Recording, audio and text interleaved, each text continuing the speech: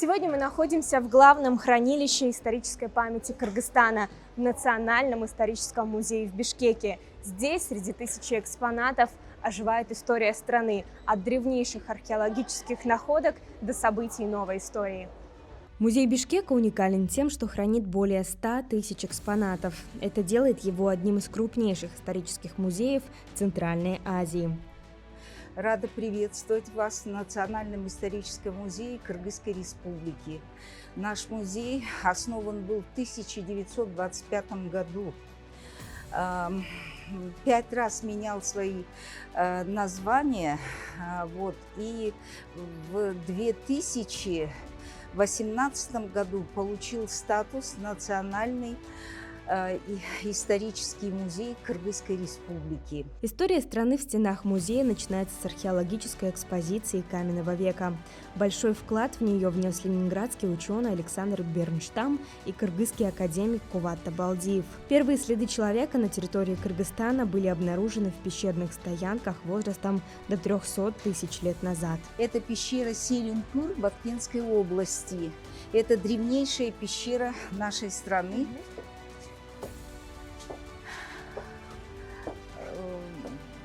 В 1938 году был найден неандертальский мальчик на границе Узбекистана и Кыргызстана археологом Окладниковым, новосибирским археологом.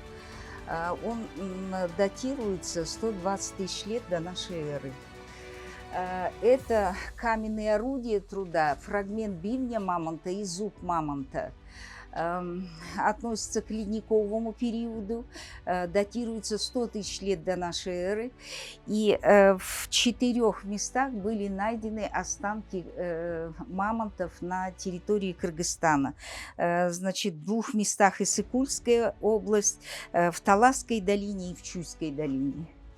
Люди вели охотничий собирательский образ жизни и использовали примитивные каменные орудия. Далее идет бронзовый век. Это 3-1 тысячелетие до нашей эры. Это знаменитый Шамшинский клад. В бывшем СССР он считался эталоном бронзовых кладов. Прошел все лабораторные исследования. Здесь правильное соотношение олова-меди и совершенной формы орудия труда. Топоры, вот это долото, выдалбливающее орудие труда, гвозди, это серпы. Значит, предметом роскоши относятся булава с ажурным навершием, кольца, бронзовые зеркала. Здесь у нас представлен национальный парк Кыргызстана Казарман Джалабадской области. Значит, человек солнца. Они отражали свои религиозные верования, древнейшие люди, поклонялись человеку солнца. Их занятия охота на горного архара и более мелких животных. Это колеса от повозки, или так изображали солярный знак. Круг, поделенный на равные сектора. А здесь они танцуют после удачной охоты. Затем начинается сакская эпоха. Первое тысячелетие до нашей эры регион населяли саки, скифы, кочевые племена. После них остались знаменитые курганы с захоронениями знатных сакских воинов, включая золото, оружие и украшения. Саки воевали с персами и участвовали в походе Александра Македонского. Это поминально-ритуальный комплекс, и здесь представлены, найденные на территории Иссык-Кульской и Чуйской долин жертвенный столик, куда стекала кровь жертвенного животного, бронзовые котлы на конусообразные ножки варили мясо жертвенных животных. Именно вокруг разводили костер. Греческий историк Геродот их называл среднеазиатскими скифами. И скифская триада у нас представлена. Это короткие мечи акинаки, то есть оружие, звериные стили, конское снаряжение. Короткие мечи акинаки, кинжалы, боевой топорик сагарис, он уже из железа изготовлен. Начался ранний железный век. И здесь представлены наконечники копий и стрел. под эту шапку, под именно этот шлем одевалась шапка сака тигра Хауда из белого войлока, остроконечная, откуда и появился наш кыргызский колпак. Этим экспонатам уже 3000 лет. По черепам, найденным в Кетмен-Тюбинской долине, сейчас это Токтагульский район, антрополог Лебединская восстановила внешний вид сака. Вот как и андроновцы, так и саки, они имели явно выраженные европеоидные черты. После саков территорию заселяли кочевые племена усуней. Они жили в Чуйской долине и предгорьях Тянь-Шаня. Развивали земледелие, ремесла, военное дело и были влиятельным союзником Китая. Были найдены вот такие деформированные черепы. Это когда рождался ребенок, ему туго повязкой перевязывали голову и получали вытянутый череп. Историки и археологи предполагают, что так знать хотела выделиться среди простого народа. 15 веков через территорию Кыргызстана проходил Великий Шелковый путь. Потому что самый кратчайший путь из Китая в Европу, он лежал именно через наши горы. Китай по Великому Шелковому пути вез, значит, шелк, фарфор и бумагу. Бумага первая была изобретена именно в Китае. Здесь у нас представлена средневековая денежная система Кыргызстана. По Великому Шелковому пути рассчитывались вот такими слитками серебра. Эти слитки серебра назывались сом. Да, они имели фиксированный вес. Маленький, средний и большой. Со 2 по 4 век кыргызы переселяются в Сибирь. Енисейские кыргызы были кочевым, воинственным народом и имели письменность. Первые упоминания кыргызов встречаются в китайских хрониках именно как о народе, жившем у реки Енисей. Сибирь в переводе с кыргызского «щиберь» означает «высокая трава». Их поразила трава, которая была наравне с человеческим ростом. Дальше Енисей, Энесай в переводе с кыргызского означает «мать река». Именно в Минусинской котловине, Минсу, это долина тысячи вод, они образуют свое первое государство. Глава государства был Аджо. Беги управляли родоплеменными ополчениями, родоплеменными объединениями и провинциями. Первый каган кыргызов был Барсбек. Каган в переводе означает как император, потому что он покорил другие народы. И вот первый из кыргызов, кто получает этот титул, был Барсбек. После распада кыргызского каганата образовалось Караханитское государство. Был официально принят ислам в 955 году. Развивалась архитектура, письменность, науки и крупные города, такие как Баласагун и Кашгар.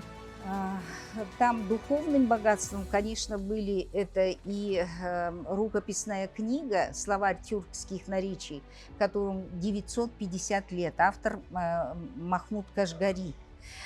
Здесь у нас представлены города караханидов. Они были намного благоустроеннее европейских, потому что в них были и дворцы, и храмы-мечети, и караван-сараи, гостиницы, были бани, мощеные улицы, и канализация, и водопровод. В 2 столицах караханидов археологи нашли из иризированного цветного стекла сосуды. Первое стекло в Риме появилось благодаря Великому Шелковому пути. Эта технология распространилась. Не только товары, но и технологии распространялись по Великому Шелковому пути. Следующие интересные экспонаты музея посвящены присоединению Северного Кыргызстана к России. Это было в середине XIX века. Эта часть выставки наиболее раскрывает этнокультуру кыргызского народа. Колпак. Он был отторочен собольем мехом. Мех осыпался. Такой остроконечный высокий колпак носили кыргызские би и манапы. Кафтаны, значит, 19 века. Вот там на той стороне имеются тоже кафтаны 19 века. Как биев и манапов, так и простых людей представлена одежда. Самодельное оружие, фитильное и кремневое оружие. Вот. И Саламат Скар. И Длинная. центральное место у нас занимает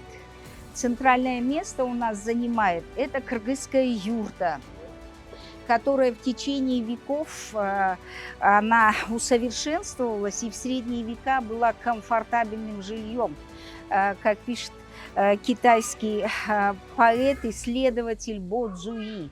Он сказал: «Я вельможным княжеским дворам юрту за дворцы их не отдам». Значит, изготавливалась она без единого гвоздя. Вот эти решетчатые стенки, кереге, они имеют дугообразную форму. В результате сложения она именно круглая. Особое отношение было к лошади. Это животное ближе из всех животных стоит к человеку. Лошадь настолько чистое животное. Кыргызы, именно где лошадь пила из ручья воду, там они обосновывали свое поселение. Напольные и настенные ковры. Это алагиизы, а это ширдаки. Ширдаки – мозаичная техника изготовления. Ее мастерицы до 2,5 лет изготавливали. Это большая ручная работа. Значит, каждый узор вручную прошит. Места соединений, они еще прошиты окантовкой. И он настолько прочный, что служит семье более 100 лет, то есть больше человеческой жизни. Занесен в культурное наследие ЮНЕСКО. Затем следует советский период. Главные значимые события, которые произошли на этом этапе, это гражданская война, образование Каракыргызской автономной области и вхождение Киргизской ССР в состав СССР, а также индустриализация, коллективизация и репрессии. После Великой Отечественной войны развитие промышленности и образования. Дальше вот основы нашей промышленности, они были заложены именно в советский период. Вы знаете, в этот период по призыву Ленина к нам приехали интергильповцы, к международному рабочему классу. Это 2000 человек, чехи, словаки и венгры. Благодаря им было построено 28 предприятий.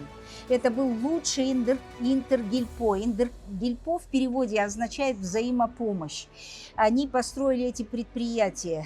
Рудольф Марычек, руководитель интергильпо, он, знаете, он подвиг совершил.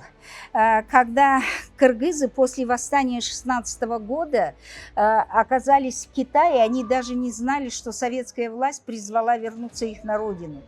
Он идет через горы с проводником в Китай, вот, и привез сюда 500 кыргызских семей.